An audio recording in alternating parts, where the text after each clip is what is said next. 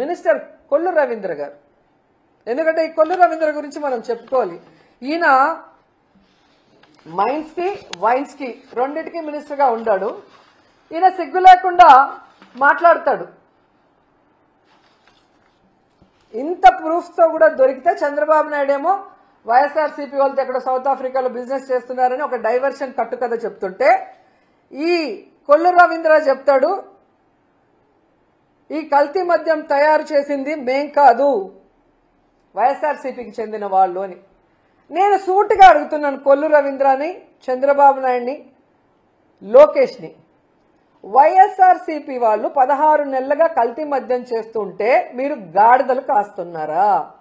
మీ ప్రభుత్వం నిద్రపోతుందా అని నేను అడుగుతున్నా. అండ్ ఈరోజు కొల్లు రవీంద్ర గారి కళ్ళు కాకులు ఎత్తుకుపోయినట్టున్నాయి. ఈ కల్తీ మద్యంలో వచ్చిన ముడుపుల వల్ల కళ్ళు బైర్లు కమ్మినాయి అనుకుంటా. ఇలా సిగ్గు లేకుండా ఆయన మాట్లాడుతూ, ఈరోజు నువ్వు తెలుసుకోవాల్సింది కొల్లు రవీంద్ర, మీ ఎక్సైజ్ అధికారులు ప్రెస్ మీట్ పెట్టి ఈ కల్తీ మద్యం కూటమి ప్రభుత్వం హయాంలో ఇప్పుడే జరిగిందని క్లియర్ కట్ గా చెప్పారు.